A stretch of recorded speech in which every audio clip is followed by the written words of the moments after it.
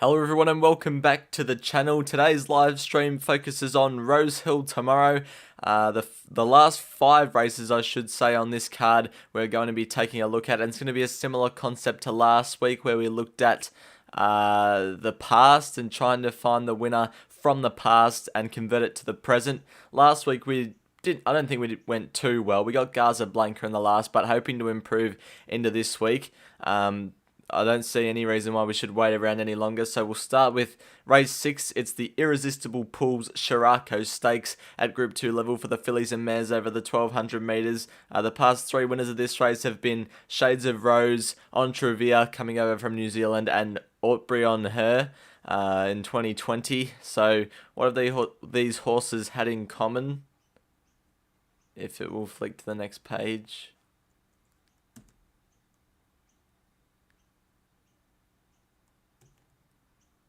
Why isn't that flicking?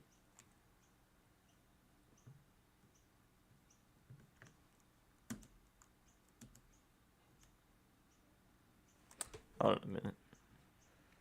Is my laptop's just frozen? I apologize for the inconvenience.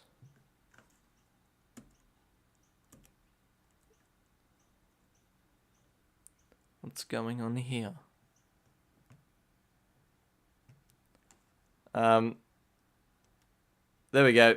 So you saw the horse, but we'll go through what they've had in common first. So they've all SP'd, all the winners have SP'd under $10. They've all drawn out, which is interesting. Like drawn the barrier closer to the outside on speed. So they've all been right up there on speed. The JMac factor, so not necessarily JMac riding, but JMac's been in amongst its races, its past couple of races, within a length last start, no matter what, if it's first up or if it's already had a run, and never raced above 1400 in its career. So I've got Zapateo highlighted. We'll go down to what Zapateo does. So it's never raced above 1400. It's drawn in, but that doesn't look to be too big of a difference.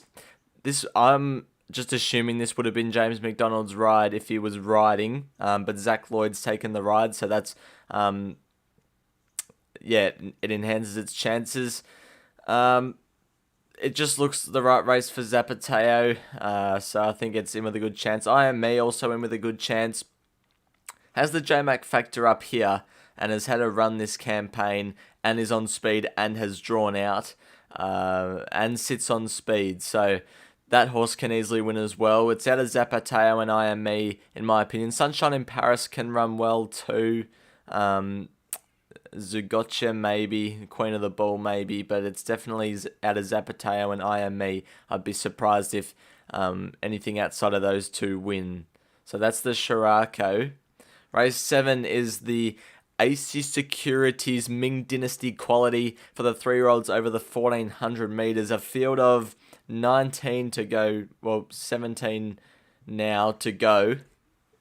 So the past 3 winners have been Golden Mile, who's gone on to win the Caulfield Guineas, Coast Watch and Hollyfield, the other 2 past winners of this race. What have they had in common?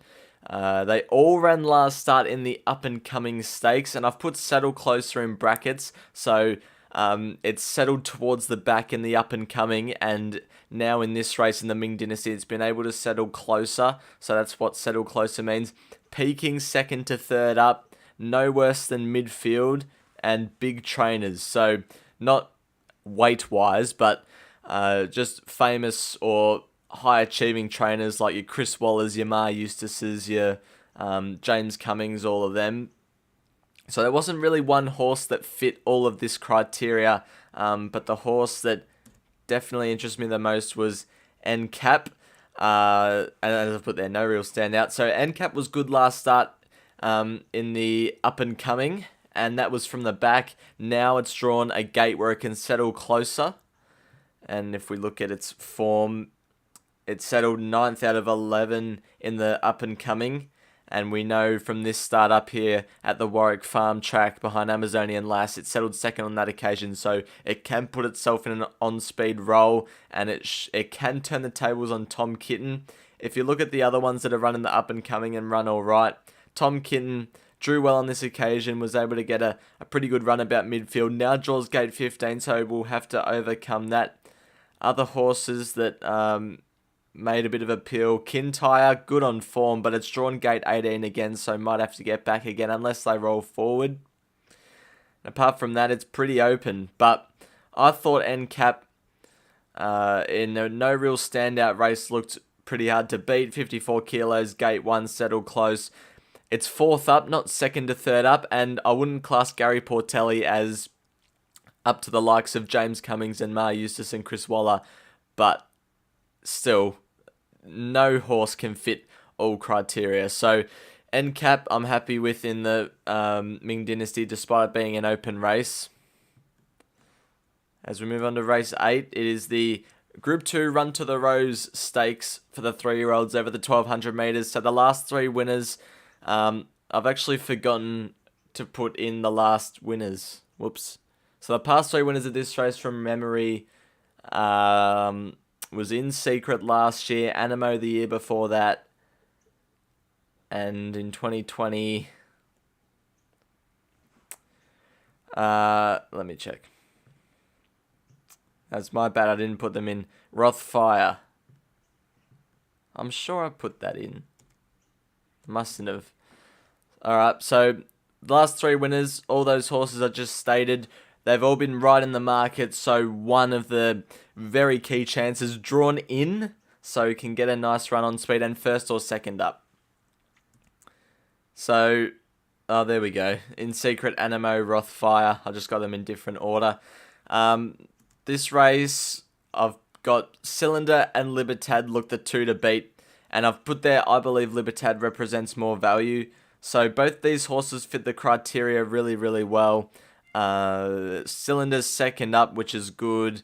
It's right in the market, which is good at $2 if you're looking for the winner.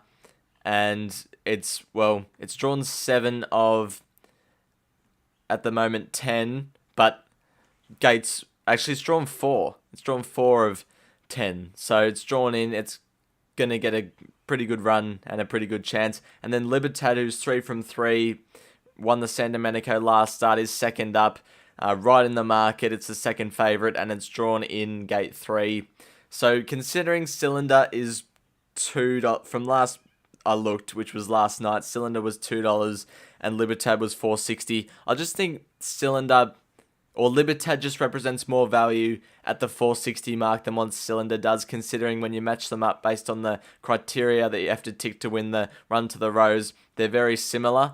Chad Schofield also sticks with Libertad. So I think just like the Scirocco, it's out of Zapateo and I Am Me. For this one, I reckon it's out of Cylinder and Libertad. Don Corleone can run well, Militarize can run well, but I think Cylinder and Libertad are the 2 that look to beat here. So I think Libertad represents more value, but we'll move on now to race number 9, the Toyota Four Cliffs Theo Marks Stakes, 1300 Group 2, field of 13 to go at the moment. The last 3 winners of this race has been Kiku, which was this horse, not Mr. Mozart. Kiku in 2022 at a big price. Chat in 2021 also at a big price. And Wild Planet in 2020. So there wasn't too much criteria for this one, but what they've had in common is they've all carried the lightweight of 54 kilos.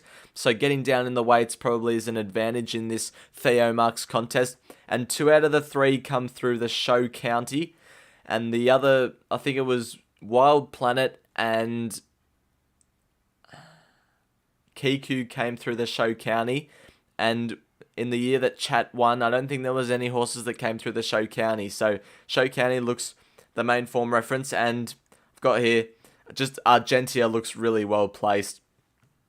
We'll go take a look at Argentia. So started a good SP of backed into $7 in the show county behind Buenos Noches and Dragonstone, and ran really well. Ran second. I was actually debating on whether to put this horse in my Futures Bet series for one of the races. It was actually the Epsom, but I thought, nah, it won't get out to 1600. So I like Argentia as a horse. It draws gate 9 again on Saturday, can settle on speed or midfield, wherever it gets to in the run. And just based off the form, like it ran well in the show county, and it carries the lightweight of 54 kilos. It looks really well placed, and I'm happy to be with Argentia. Open $12 as well, which was massive. Has since been backed into favourite, which is a bit disappointing because I didn't see it until it was backed into favourite. But I still think Argentia will be really hard to beat in the Theo Marks. As we move on to the last, it's the Precise Air Handicap, a benchmark 88 over the 1100 metres. Again, with benchmark races, the criteria isn't as accurate as what it is for the big group races because, benchmarks happen all the time. There's lots of different winners from lots of different form perspectives. So we'll just get straight on with what we've got here. So the last 3 winners have been Remark, who's gone on to do bigger and better things, Count de Rupee, who's gone on to do bigger and better things, and Fatus, who was a very, very handy horse. So the winner of this race could turn out to be quite alright based off the last 2 to 3 years. And there's not much here, but what they've had in common is they've been right in the market, so usually around about $5 or under $5 and first up. So the 2 that fit the bill here are Red Card and Airman. Just based off, I think James McDonald. Hold on, who's Zach Lloyd riding? Zach Lloyd's on Airman. Rode it in a recent trial. So I think James McDonald would have had the ride on Red Card had he not had his injury with his foot. So that immediately gets a big tick of approval. Adam Hieronymus is a good replacement, though, for a front runner. It'll go forward. I like how it raced in the winter Queensland campaign. Shows that it's still got a little bit of fitness on its side. From gate 8 will go forward and be really, really hard to beat Red Card. Airman, on the other hand, it's versatile. It can lead. It can settle off him. Draws gate 11, so we'll probably have to settle off him. I'm not sure if the stable will want to push it really hard to get to a leading role in its first up run, so it might have to go back. It's 3 from 3 first up, and Zach Lloyd rides, so it can blouse them all. But yeah, Red Card and Airman look the 2 best chances. Now my final thoughts. So in race 6, Zapateo, I think deserves to be the on-top selection, but I Am Me is a very close second. Race 7, Endcap can turn the tables on Tom Kitten. Definitely like Endcap in race 7. Race 8, I'm thinking Libertad looks more value than Cylinder, but they're very similar winning chances. Race 9, really keen Argentia, looks really hard to beat. And then finally, race 10, Red Card from Airman or vice versa. Myself, I'm just going Red Card from Airman, but any of those 2 can win. If one of them come out, the other one is almost the M word. So we'll see how that goes. But thank you everyone for watching or tuning in to this live stream. Hopefully we can get some winners tomorrow at Rosehill, and I'll be back to do it all again next week. Bye for now.